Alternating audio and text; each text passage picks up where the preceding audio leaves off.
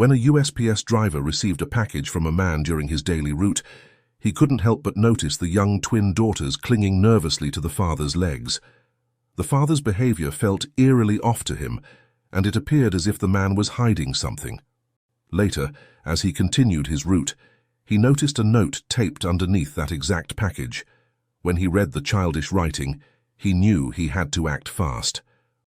Before we dive in, let us know where you're watching from today, and if you like this story, don't forget to subscribe. Sam Parker steered his USPS delivery van through the winding streets of Pineville, Kentucky, his eyes scanning the familiar houses and landmarks. At 58 years old, Sam had been working this route for over 2 decades, and he knew every nook and cranny of the neighborhood like the back of his hand. The early morning sun cast long shadows across the road as he approached his next stop on Willow Creek Road.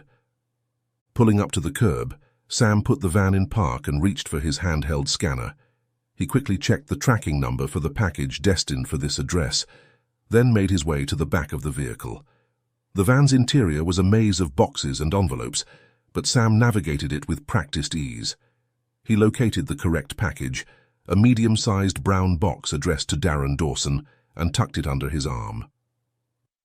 As Sam approached the front door of the modest 2-story house, he took note of the slightly overgrown lawn and peeling paint. It wasn't unusual in this part of town, where many residents struggled to make ends meet. He rang the doorbell and waited, rocking back on his heels. After a moment of silence, he pressed his ear to the door, straining to hear any signs of life within. Faintly, he caught the sound of light footsteps moving around inside. Sam rang the bell again, this time calling out, "Delivery for Darren Dawson." He followed up with a firm knock on the door. The footsteps grew louder, and Sam was surprised to hear what sounded like the pitter-patter of a child's feet. When the door finally creaked open, he found himself face to face with a little girl, no more than 6 or 7 years old. She wore a pink t-shirt and shorts, her long golden blonde hair flowing freely. "Well, hello there," Sam said, smiling warmly at the child. "Is your dad home? I've got a package for Darren Dawson." The little girl shook her head, her eyes wide as she looked up at Sam. A flicker of concern crossed Sam's face. It seemed odd for such a young child to be answering the door alone. "Is there any grown-up home with you? Your mom, maybe? Or your granny?" Again, the girl shook her head. Before Sam could decide what to do next, the child spoke up in a small voice. "Is there food in the package?" Sam blinked, taken aback by the question. "I'm sorry, sweetie, I don't know what's inside, but I can't leave it with you. An adult needs to sign for it." As he spoke, movement behind the girl caught his eye. Another child appeared, identical to the first, clearly her twin sister. Both girls were now standing in the doorway, looking up at Sam with pleading eyes. In unison, they pointed to their stomachs and said, "Hungry." Sam's concern deepened into alarm. 2 young children alone in the house with no food. Something was very wrong here. He crouched down to their eye level, speaking gently. "Girls, can you tell me where your parents are? It's not safe for you to be home all by yourselves." The twins just stared at him silently, their expressions a mix of hope and fear. Sam straightened up, his mind racing. He couldn't in good conscience leave these children here alone, especially if they were hungry and possibly neglected. With a heavy sigh, he pulled out his cell phone and dialed 911. As the phone rang, Sam kept a reassuring smile on his face for the girls' benefit. "Don't worry," he told them. "I'm going to make sure you get some help, okay?" When the dispatcher answered, Sam quickly explained the situation. "I'm a USPS delivery driver, and I'm at a house on Willow Creek Road. There are 2 young girls here, twins, maybe 6 or 7 years old. They're alone in the house, no adults present, and they're telling me they're hungry. I'm concerned for their safety." The dispatcher assured Sam that officers would be dispatched immediately. As he ended the call, Sam heard the rumble of a car engine. He turned to see a sedan pulling into the driveway behind his delivery van. A man in his mid-30s climbed out of the car, his brow furrowed as he took in the scene before him. The USPS van, Sam standing at the open door, and the 2 little girls peering out from inside the house. As the man approached, Sam could see the barely concealed panic in his eyes. "What's going on here?" the man demanded, his voice tense. Sam held up his hands in a placating gesture. "Sir, are you Darren Dawson?" "I'm Sam Parker, with the post office. I was making a delivery, but when I rang the bell, I found these two little girls alone in the house. I was worried about their safety, so I called the police." At the mention of the police, Darren's face paled visibly. He swallowed hard, then forced a smile that didn't quite reach his eyes. "I appreciate your concern, Mr. Parker, but there's been a misunderstanding. I'm their father. I just ran out to the grocery store for a few minutes, less than 10, I swear. The girls are perfectly safe. I've child-proofed the entire house." Before Sam could respond, the wail of approaching sirens filled the air. 2 police cruisers pulled up to the curb, and a pair of officers emerged from each vehicle. Sam turned to them, relief evident on his face. "Officers, I'm glad you're here, but I think there may have been a mix-up," Sam began, gesturing towards Darren. "This is the girl's father. He says he just stepped out briefly to go to the store." One of the officers, a stern-looking woman with greying hair, addressed Darren directly. "Sir, is this your residence? Can you provide some identification?" Darren nodded vigorously, fumbling in his pocket for his wallet. Yes, of course, I'm Darren Dawson. These are my daughters, Maya and Lily." He produced his driver's license, which the officer examined carefully. As the officer verified Darren's information, her partner spoke to Sam. "Sir, while we appreciate you looking out for the children's welfare, it's important to be certain before calling emergency services. False alarms take resources away from genuine emergencies." Sam nodded, feeling a mix of embarrassment and lingering unease. "I understand, officer. I just couldn't bear the thought of leaving those little girls alone if something was wrong. They told me they were hungry and I got worried." The female officer handed Darren back his license and addressed him sternly. "Mr. Dawson, even if you were only gone for a short time, leaving children this young alone is extremely risky. I strongly advise against doing so in the future. Do you understand?" Darren nodded emphatically.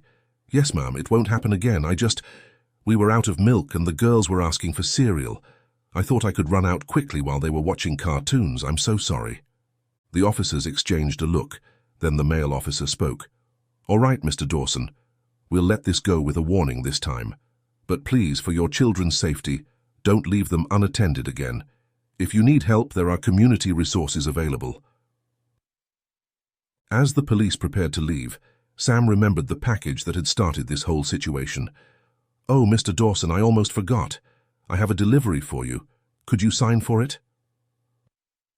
Darren seemed relieved by the change of subject. Of course. He quickly scrawled his signature on Sam's electronic pad and took the package.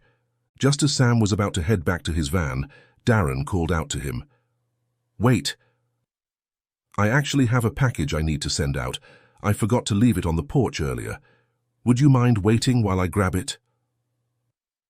Sam hesitated, glancing at his watch. He was already behind schedule due to this unexpected drama, but something in Darren's eager expression made him nod. "All right, but please hurry. I'm running late as it is." Darren disappeared into the house, the twins trailing behind him like little shadows. A moment later, he emerged with a well-packed box. Sam noticed that the girls stayed close to their father, almost clinging to his legs. As he took the outgoing package from Darren, Sam couldn't help but comment, "You've got 2 beautiful little girls there, Mr. Dawson. They must keep you on your toes." Darren's laugh sounded forced. "You have no idea, these 2 never give me a moment's peace. Sometimes I think they'd follow me to the ends of the earth if I let them." Sam chuckled. "Well, cherish it while you can. They grow up so fast. You're a lucky man to have such a sweet family." As Sam turned to leave, he couldn't shake the feeling that something still wasn't quite right, but he pushed the thought aside. After all, the police had checked things out, and everything seemed to be in order. He had a route to finish. Before Sam could take more than a few steps towards his van, a nagging thought made him pause and turn back to Darren. The memory of the girls' plaintive voices saying they were hungry tugged at his conscience. "Mr. Dawson," Sam began hesitantly, "I hope you don't mind me saying this, but when I first got here, The girls told me they were hungry. I know times can be tough, especially in this economy. If you're having any difficulties, there are food banks and government assistance programs available. Kids shouldn't have to go hungry, you know. Darren's expression flickered between surprise and something darker before settling into a forced smile. I appreciate your concern, Mr. Parker, but there's no need to worry. The girls are always hungry, no matter how much I feed them. They're at that age, you know, growing like weeds and burning energy every second of the day.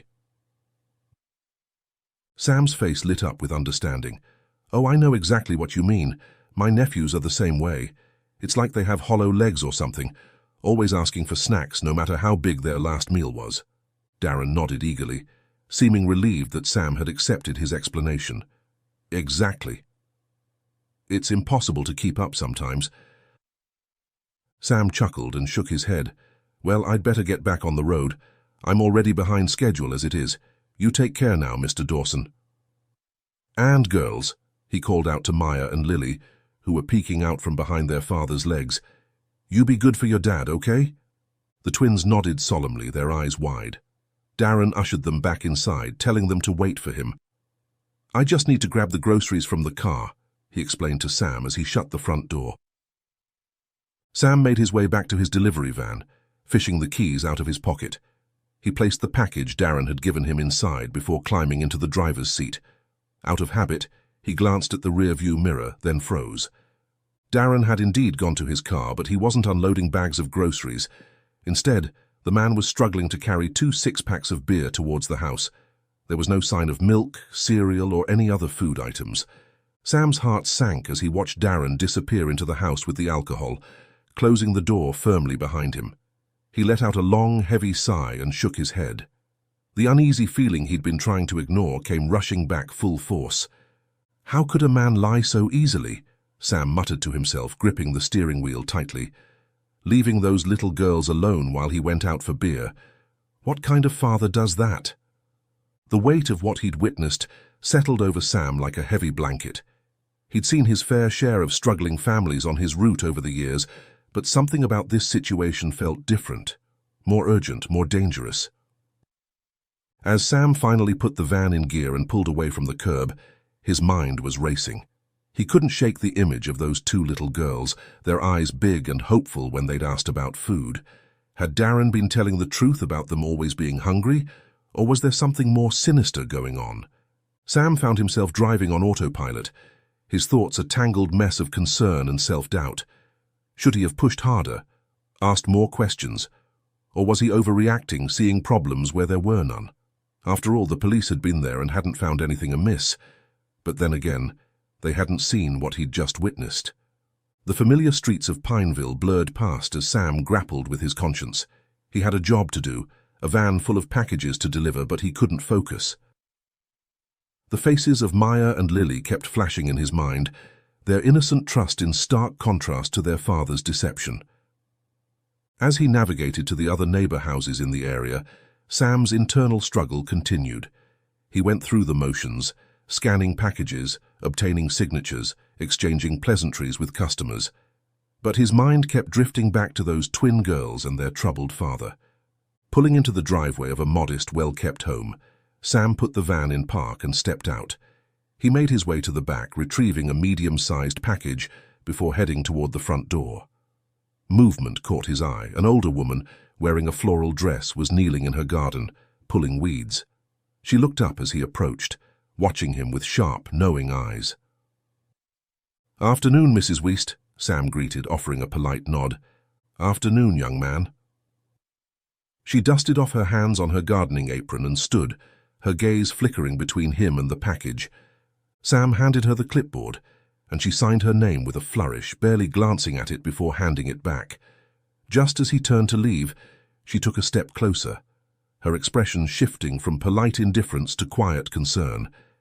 "Sam," she said, lowering her voice, "I saw the police over at the Dawson place earlier. You just came from there, didn't you?" Sam hesitated. "Yeah, I did." Mrs. Weist folded her arms. "Do you know what happened? I live just a few houses down here, as you can see. I think I have a right to know if something's going on." She had a point, Sam exhaled, running a hand through his hair. When I got there, the guy had left his twin daughters alone in the house. The police showed up, but he claimed he'd only gone out quickly for groceries. They must have believed him because they left after giving him a warning. Mrs. Weist's brow furrowed. Groceries? Sam's lips pressed into a thin line. That's what he said, but actually I saw him carrying 2 six-packs of beer.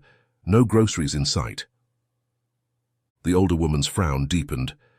I don't know them well, they're not exactly friendly with the neighbors, but I have heard things from time to time, arguments, raised voices. Never anything that made me think to call the police, but I don't know, something always felt off about that house. Sam nodded, unease creeping into his chest.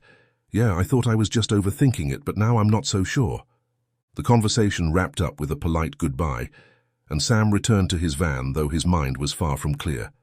As he continued his route, delivering packages to a few more houses in the neighborhood, his thoughts kept circling back to Darren, the way the man had lied so effortlessly, the way his daughters had looked up at Sam, their eyes filled with something between hunger and sadness. He thought of his nephew, how the little boy would giggle mischievously when pretending to be hungry, eyes twinkling as he pointed at the snack pantry. But Darren's girls, there had been no mischief in their expressions, and children rarely lied unless they are afraid of something. Maybe he was overthinking. Maybe the heat was making him paranoid. He needed coffee. Sam pulled up to his next stop, but as he retrieved the package from the back of the van, movement caught his eye. The box from Darren Dawson's house had shifted during the drive, flipping over to reveal something Sam hadn't noticed before. Then he saw it. There, on the bottom of the package, was a crudely written note, scrawled in uneven, childlike handwriting, across the cardboard. "We are girls, call 911. Sam's blood ran cold. He stared at the message, feeling as though the ground had dropped out from under him. In that moment, all of his earlier misgivings came rushing back with terrifying clarity. "Oh, God," he whispered, his hands shaking as he set down the package he'd been about to deliver. Those poor girls. I knew something wasn't right. Without hesitation, Sam climbed back into the driver's seat and grabbed his phone. His fingers trembled as he dialed 911 for the second time that day. When the dispatcher answered, he spoke urgently. "This is Sam Parker again, the USPS driver who called earlier about the 2 little girls on Willow Creek Road. I need to report an emergency. There's a message on a package from that house asking for help. It says, 'We are girls, call 911. I think those children are in real danger.'" The dispatcher's voice was calm but serious. "Mr. Parker, can you tell me exactly what you saw at the house earlier, and why you believe the children are in danger now?" Sam took a deep breath, trying to organize his thoughts. He recounted everything. The girls answering the door alone, their request for food, the father's sudden appearance and explanations, and finally, the beer Sam had seen him carrying into the house. "And now this message," Sam concluded, his voice tight with worry. "Ma'am, I know I called before and it turned out to be nothing, but I swear to you something is very wrong in that house. Those little girls need help." There was a brief pause before the dispatcher responded. "Mr. Parker, we take all reports of potential child endangerment very seriously. Are you sure this isn't another misunderstanding?" Sam clenched his jaw. I know what I saw. This is different. Someone is asking for help." The operator hesitated before responding. "Can you return to the house? We'll send an officer to check it out." "Of course," Sam said, already starting the van's engine. "I'm on my way back there now." As he navigated the familiar streets back to Dawson's place, Sam's mind raced with possibilities, each more horrifying than the last. He silently berated himself for not trusting his instincts earlier, for allowing Darren's smooth talk and the presence of the police to lull him into a false sense of security. The drive felt like an eternity, though in reality it had only been a few minutes. As Sam neared the house, he saw there were no police cars in sight. He parked his van at a short distance near an empty house and waited inside. He noticed that Darren's car was now parked in the garage instead of the driveway. The house looked quiet, almost peaceful in the afternoon sun. But Sam knew better now. He knew that behind those walls 2 little girls were crying out for help. Minutes passed, no sirens, no squad cars. The first time the police had arrived almost immediately. Why was it taking so long now? Had the dispatcher not taken him seriously? Were there no available units nearby? Sam's eyes fixed on the front door of the house. He debated whether to approach, to knock and see if the girls would answer again. But what if Darren was the one who came to the door this time? What if confronting him put the girls in even more danger? The minutes ticked by with agonizing slowness. Where were the police? Sam's fingers drummed nervously on the steering wheel as he watched and waited, feeling helpless and frustrated. 15 minutes had almost passed, and still no sign of the police. The heat of the afternoon sun pressed down on the quiet street, and Sam wiped the sweat from his brow, frustrated. His fingers hovered over his phone, ready to call 911 again when a sudden knock on his van's window startled him. He turned sharply, his heart skipping a beat, only to find Mrs. Weist standing there, peering in with a curious but concerned expression. Sam switched off the engine and stepped out. "Mrs. Weist," he greeted, forcing a polite smile despite his tension. "Nice to see you again. Is there something I can help you with?" "I couldn't help but notice you've been parked here for quite a while," Mrs. Weist said, glancing at his van before meeting his gaze. "Is something wrong?" Sam hesitated before deciding to be upfront. "I'm actually waiting for the police." Mrs. Weist's eyebrows lifted. "Again?" He sighed, recalling their earlier conversation. Since she already knew about the morning's incident at Darren's house, he decided to show her why he was still here. He reached into the van and pulled out the package, flipping it so she could see the hastily scrawled message. "We are girls, call 911. Mrs. Weist gasped, her hand flying to her mouth. The fine hairs on her arm visibly stood on end. "Oh my God." "I called 911 almost 15 minutes ago," Sam told her grimly, "and no one's come. I don't think they're taking me seriously." Mrs. Weist's expression hardened. Then she said decisively, "Well, you know what?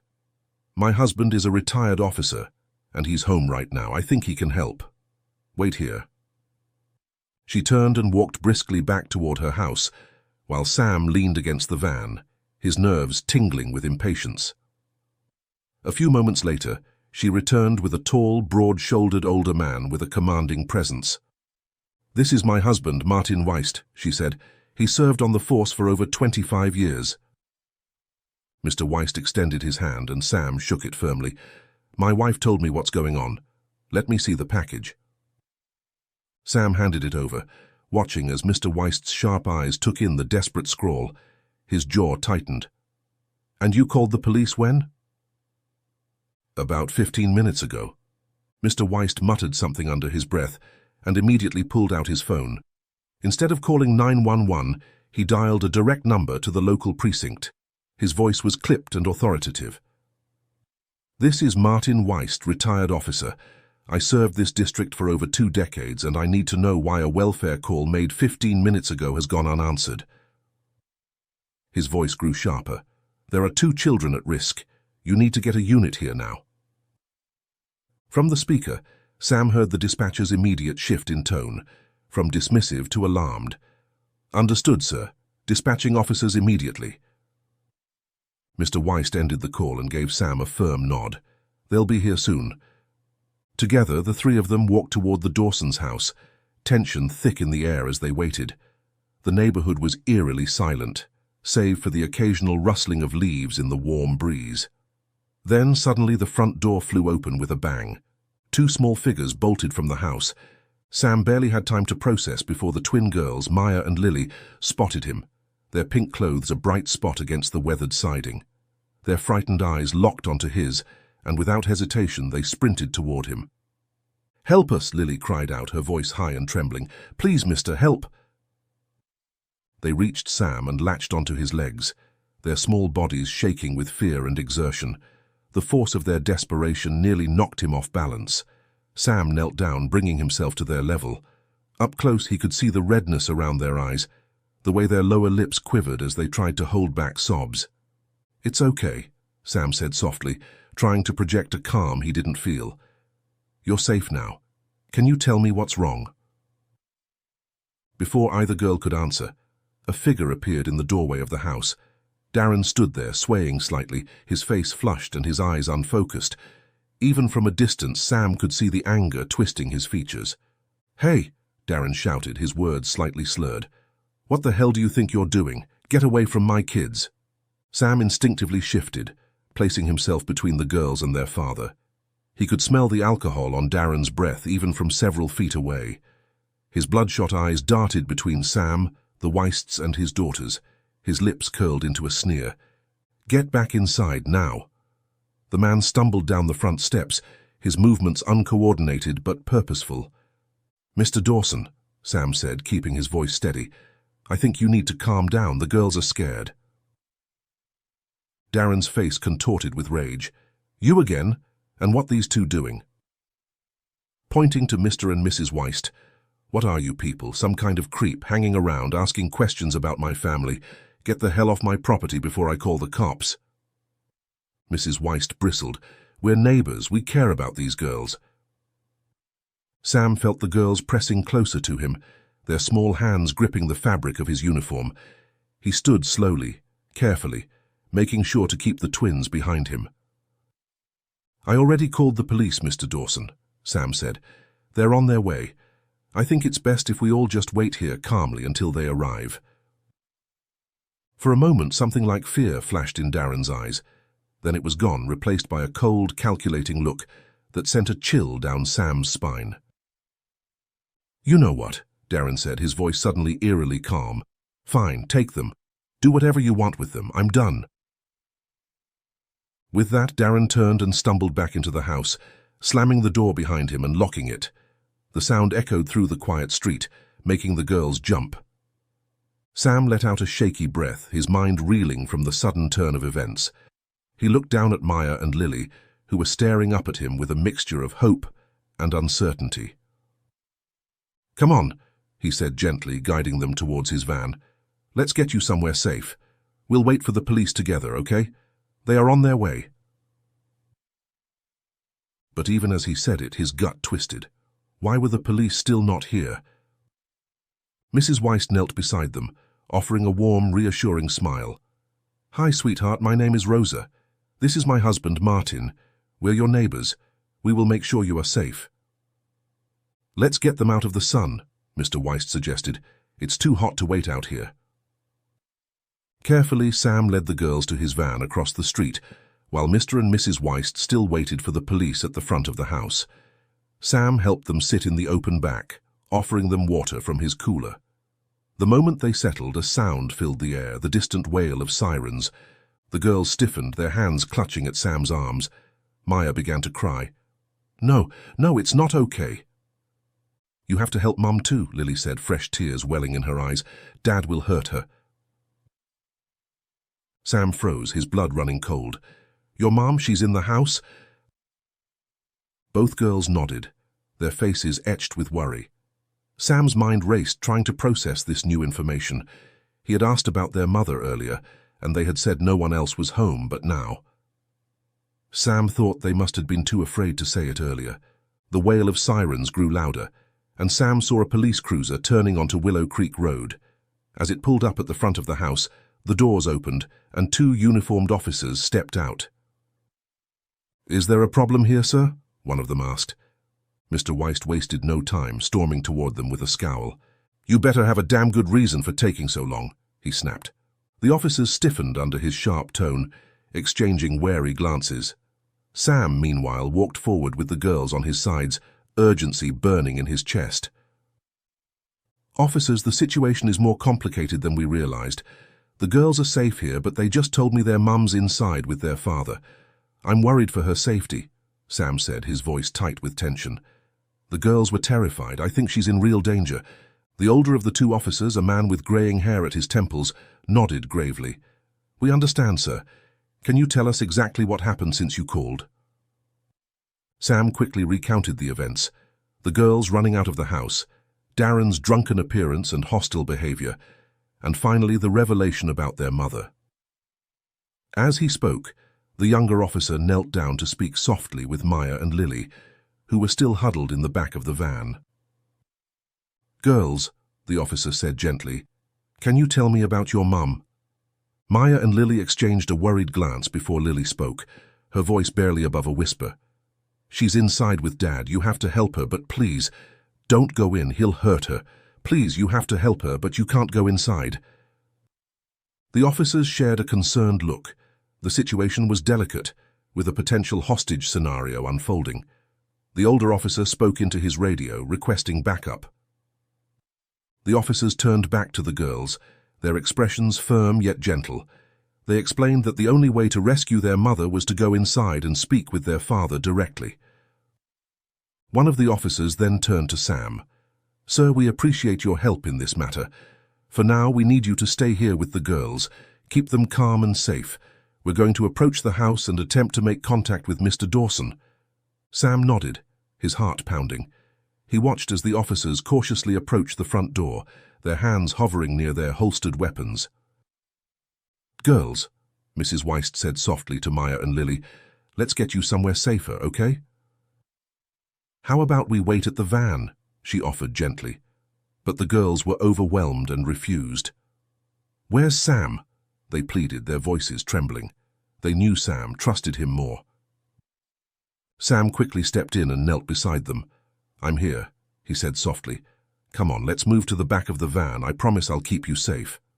The girls hesitated, but finally allowed Sam to lead them away. Sam gently guided them to the rear of his delivery van, opening the doors and helping them climb inside. He arranged some empty mail bins to create makeshift seats for them, making sure they were as comfortable as possible. "There we go," Sam said, trying to keep his voice calm and reassuring. "You'll be safe in here. I'm going to leave the doors open so you can get some air, but I want you to stay put, all right? I'll be right here watching out for you." From their perch in the van, Sam and the girls had a clear view of the front of the house. They watched as the officers cautiously approached the front door, their hands hovering near their holstered weapons.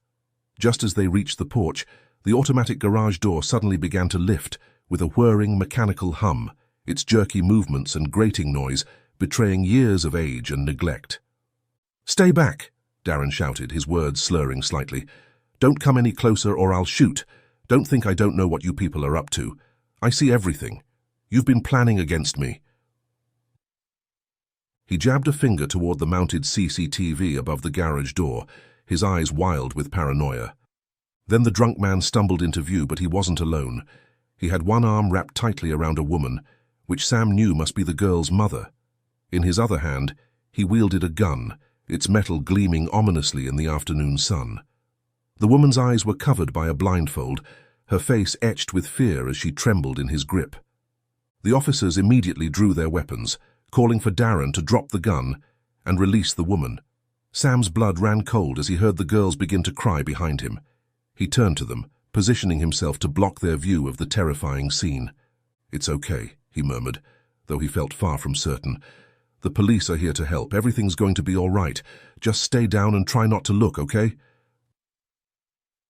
But even as he spoke, Sam could hear the escalating tension in the officers' voices as they tried to reason with Darren. The man was clearly intoxicated and unpredictable, swaying slightly as he held the gun to his wife's head. "You don't understand," Darren yelled, his voice cracking with emotion. "None of you understand what it's like. I'm trying to protect my family." Sam's mind raced, trying to think of a way to help, to de-escalate the situation.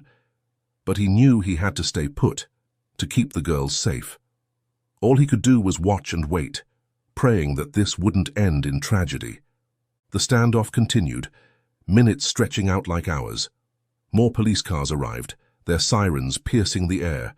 Sam could hear Maya and Lily whimpering softly behind him, and he did his best to comfort them without taking his eyes off the volatile situation at the house. Suddenly, as the girls trembled in the car, avoiding the window, a sharp, loud crack split the air and echoed around them, a gunshot. Sam instinctively ducked, pushing the girls down onto the floor of the van. His heart pounded in his ears as he waited, dreading what he might see when he finally dared to look up again. As the echoes of the gunshot faded, an eerie silence fell over Willow Creek Road. Sam's heart thundered in his chest as he slowly raised his head, dreading what he might see. He glanced back at Maya and Lily, huddled on the floor of the van, their small bodies trembling with fear, their hands covering their ears. "Stay down, girls," he whispered. "I'm going to check what's happening, but I need you to stay here and keep very quiet, okay? You promise?" The twins nodded, their eyes wide with terror. Sam took a deep breath and cautiously peered around the side of the van. The scene before him was chaotic. Several police officers had taken cover behind their vehicles, weapons drawn. On the front lawn, Sam could see two figures on the ground, Darren and the girl's mother. His stomach lurched at the sight, uncertainty gripping him. Suddenly, chaos unfolded. More neighbors emerged from their homes, drawn by the commotion. Mr. and Mrs. Weist moved in to help manage the growing crowd. Paramedics, who had been waiting at a safe distance, swiftly advanced, escorted by officers providing cover. Sam watched, holding his breath, as they reached the fallen pair and began assessing their condition. To his immense relief, he saw the mother stir as a paramedic gently removed her blindfold. She blinked in the sudden light, disoriented but alive. Darren, however, remained motionless. As the paramedics worked, Sam overheard snippets of their rapid communication. It became clear that Darren had been shot by the police and was unresponsive. The mother, while shaken and likely bruised from the fall, appeared to be physically unharmed. With the immediate danger past, Sam turned his attention back to Maya and Lily. "It's over now," he said softly, helping them sit up. "Your mum is okay. The doctors are checking on her, but she's not hurt badly." As he spoke, a social worker approached the van, her face etched with concern. "Hi there," she said gently to the girls. "My name is Lara. I'm here to help you. Can you come with me? We need to make sure you're all right." Maya and Lily looked to Sam, uncertainty in their eyes. He nodded encouragingly. "It's okay. Lara is a social worker. She is here to help you. I'll be right here if you need me." Reluctantly, the girls climbed out of the van, each taking one of Lara's hands. As they walked towards a waiting ambulance, Sam could see them craning their necks toward the garage, trying to catch a glimpse of their mother. Sam watched as paramedics helped the girl's mother to her feet. Though shaken and unsteady, she was able to walk with assistance. Maya and Lily broke free from Lara and ran to their mother's side. "Mum!" they cried in unison, reaching out to her. "My babies," the woman said, her voice choked with emotion as she embraced them.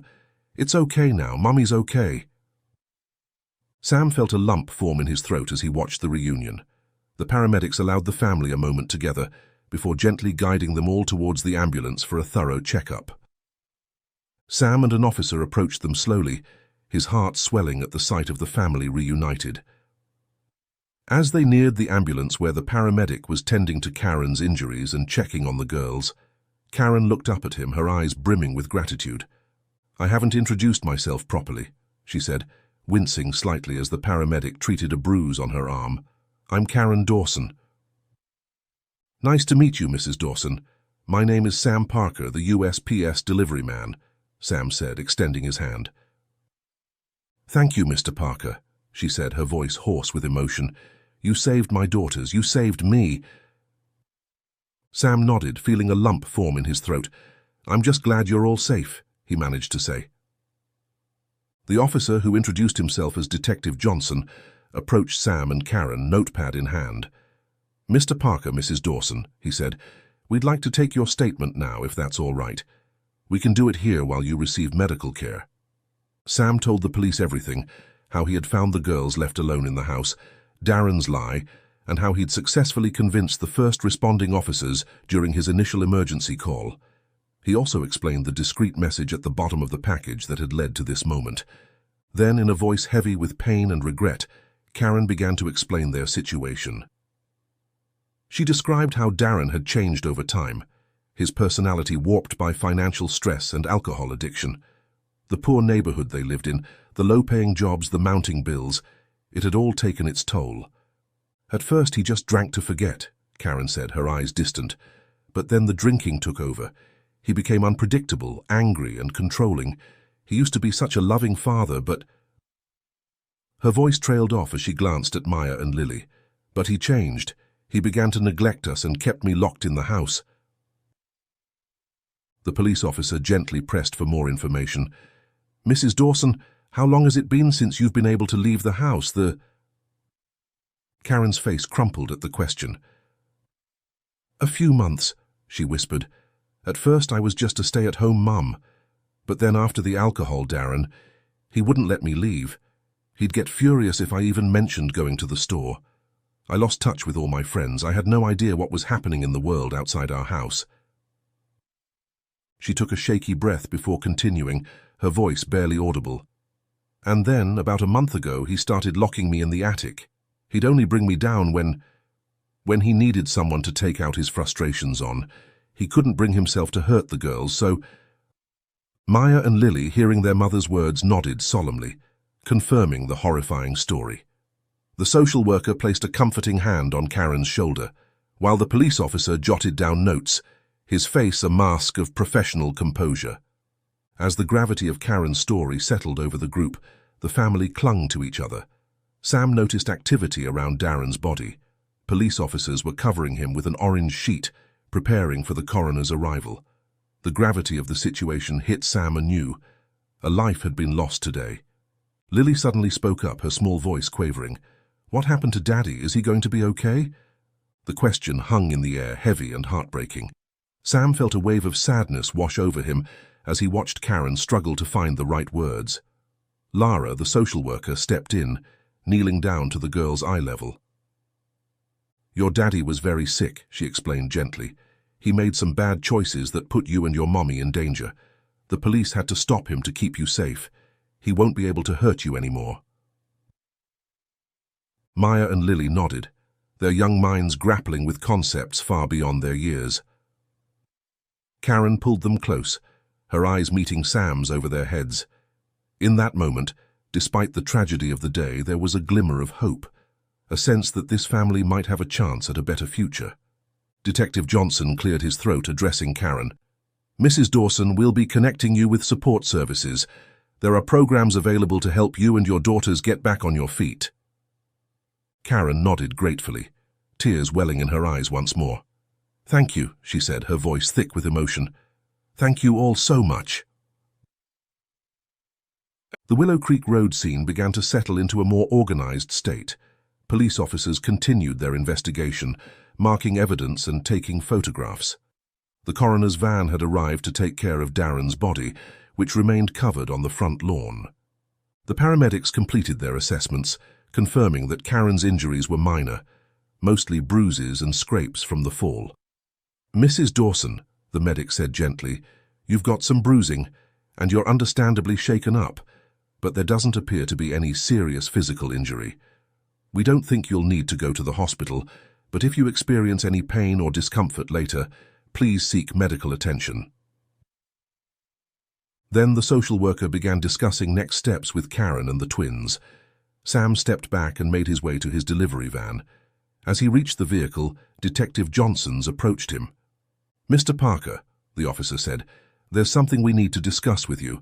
It's about the packages you mentioned earlier." Sam's brow furrowed in confusion for a moment before he remembered. "Oh, right," he said. "The package I delivered to Mr. Dawson this morning, and the one he gave me to send out." The officer nodded. "Exactly, we've retrieved the package you delivered from inside the house. As for the second one, is it still in your van?" "Yes, it should be," Sam replied, moving to open the back of his vehicle. As they searched through the packages, Sam's eyes landed on the box from Darren. He froze for a moment, recalling the chilling message he had discovered earlier. "We are girls, call 911. "Here it is," Sam said, carefully lifting the package. Detective Johnson's took it, examining it closely. "This could be crucial evidence," he muttered, turning the box over in his hands. Just then another officer called out, waving them over to where Karen and the girls were sitting. Sam followed, curious about what was happening. As they approached, Sam could see that the officers had opened the package that had been delivered to the house that morning. Inside was a new surveillance camera and equipment. "Mrs. Dawson," one of the officers was saying, "do you know anything about this?" Karen shook her head, looking bewildered. "No, I didn't even know Darren had ordered anything like this." Detective Johnson's nodded grimly. "We suspect he might have been planning to use it to monitor you or the children. Given what you've told us about being kept in the attic, this is concerning." Sam felt a chill run down his spine at the implication. He glanced at Maya and Lily, who were listening with wide, scared eyes. The officer then focused on the package Sam had brought over. "And this," he said, "is the package Mr. Dawson intended to send out today. Before we open it, though, may I ask your daughters something?" "Sure, officer," Karen said as she looked at her daughters. "Did you girl do this?" Detective Johnsons asked, pointing to the note plastered at the bottom of the package. Maya and Lily nodded, their eyes wide. "We had to do something," Lily said softly. "We were scared, and we missed Mommy." "Ms. Caroline at school taught us how to use scissors," Maya added, her voice barely above a whisper. "It wasn't that hard to cut the paper and tape it on." The officers exchanged glances, clearly impressed by the girl's quick thinking and bravery. Detective Johnsons knelt down to their level, his stern face softening. "You two are very brave," he said gently. "You did a good job." Karen pulled her daughters into a tight embrace, her body shaking with sobs. "My brave, brave girls," she murmured into their hair. "I'm so sorry you had to go through this. I'm so proud of you." Carefully, the officer opened the box. Inside, they found a shocking collection of documents. Karen's birth certificate, social security card, passport, driver's license, bank account details, tax records, their marriage certificate and health insurance and medical records. Karen gasped, her hand flying to her mouth. "Those are all my personal documents," she said, her voice trembling. The officer's face was grim. "Mrs. Dawson, the address on this package, do you recognize it?" Karen leaned forward to look at the label, then nodded slowly. "Yes, that's our old address, the house we lived in before we moved here." "Do you know who lives there now?" the officer pressed. Karen's face paled. "Darren's friend bought it when we moved, but I don't know if he still lives there now." "Do you have any idea why your husband would be sending these documents to your old address?" the officer asked. Karen shook her head, her brow furrowing in confusion. "No, I don't understand it at all. Those papers are everything I'd need to start a new life, I suppose, but why would he send them there? Maybe Darren must have been planning to get rid of me, starting with my things." Detective Johnsons listened carefully as Karen spoke, his face hardening with concern. He shook his head slightly, as if processing the implications of what she was saying. "If Darren wanted to get rid of your property, he would have burned or shredded those papers," he said, his tone calm but firm. "He wouldn't have sent them to an address where his friend lives. That doesn't make sense." The officer turned to his colleague. "We're going to need to investigate that address immediately. This could be part of a larger plan. We have no idea what your husband intended to do with these documents or if he had anyone else helping him as an accomplice. And since he's gone now, we can't really know for sure unless we go there and investigate the place." Karen spoke up, her voice wavering slightly. "Can I follow you?" she asked. "I need to go there. I need to see what's happening at our old house." Detective Johnsons, however, shook his head gently. "I'm sorry, Mrs. Dawson, but we can't allow that. It could be dangerous, and we don't know what we're walking into." Karen's face fell, but she nodded in understanding. The officer continued, his tone reassuring. "We'll have another unit investigate the address immediately. We'll get to the bottom of this, I promise you." As the implications of this discovery began to sink in, Sam felt a renewed sense of relief that he had acted on his suspicions. The situation had clearly been even more dire than he had initially realized. The brief calm moment was interrupted by the crackle of a police radio.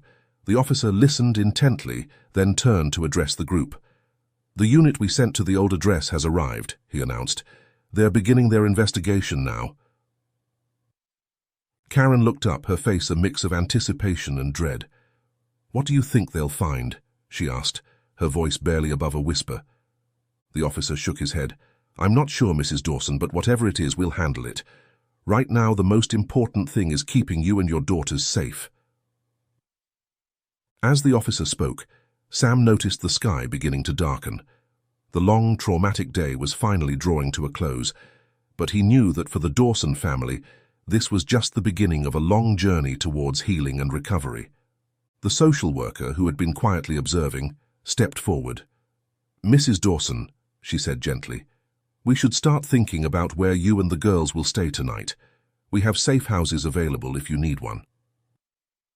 As the group began discussing the immediate next steps for the Dawson family, Sam found himself reflecting on the extraordinary events of the day. What had started as a routine delivery had turned into a life-changing experience for everyone involved. He couldn't help but feel a deep sense of gratitude that he had been in the right place at the right time to make a difference. As the twilight deepened over Willow Creek Road, the initial chaos of the day began to settle into a more organized process. Police officers continued their meticulous work, cataloging evidence and taking statements. The coroner's van had long since departed with Darren's body, leaving behind a somber reminder of the day's tragic events. Sam stood by his delivery van, watching as Karen and the twins spoke with the social worker. He felt a strange mix of exhaustion and alertness, his mind still processing everything that had transpired. A police officer approached him, clipboard in hand. "Mr. Parker," the officer said, "we're wrapping up here, but we may need to contact you for further questioning. We'll also be in touch with your branch office to review Mr. Dawson's past shipping activities." Sam nodded, suddenly remembering the numerous packages still in his van. "Of course," he replied. "I'll cooperate in any way I can, but what about my remaining deliveries?" The officer gave him a sympathetic look. "Given the circumstances, I'm sure your supervisor will understand if you're unable to complete your route today. We can contact them if needed." As they discussed the logistics, Sam's attention was drawn to Karen and the girls. The social worker was guiding them towards a waiting car, likely to take them to a safe house for the night. Before they got in, Karen turned and caught Sam's eye. She whispered something to the social worker, then made her way over to him, the twins following close behind. "Mr. Parker," Karen said, her voice thick with emotion, "I don't know how to thank you enough. If you hadn't noticed something was wrong, if you hadn't called for help—" She trailed off, unable to finish the thought. Sam felt a lump form in his throat. "I'm just glad I could help," he said softly. "You and your girls are incredibly brave." Maya and Lily looked up at him with wide eyes. "Are you going to be okay, Mr. Postman?" Lily asked, her small voice filled with concern. Sam couldn't help but smile at the question. Even after everything they'd been through, these little girls were worried about him. "I'll be just fine," he assured them. "You take care of your mom, okay?" The twins nodded solemnly, then surprised Sam by rushing forward to hug his legs. He patted their backs gently, feeling a wave of protectiveness wash over him. As Karen gently pulled the girls back, she met Sam's eyes once more. "Thank you," she said simply, but the weight of gratitude in those two words was immense. As the car pulled away, taking Karen and the twins to safety, Sam turned back to his van. The sky had darkened considerably, and streetlights were flickering to life along Willow Creek Road. Despite the lateness of the hour and the emotional toll of the day, Sam felt a renewed sense of purpose as he climbed into the driver's seat. There were still packages to deliver, people waiting for their mail. What had started as a routine day had turned into something extraordinary, reminding Sam of the potential impact of even the most mundane actions. As he started the engine, he glanced once more at the Dawson house, now quiet and dark. Sam pulled away from the curb, merging into the light evening traffic. As he drove, he thought about the power of paying attention, of trusting one's instincts, and of taking action when something doesn't seem right. Sam realized that his job wasn't just about moving mail from one place to another. It was about being a part of the community, a potential lifeline in times of crisis.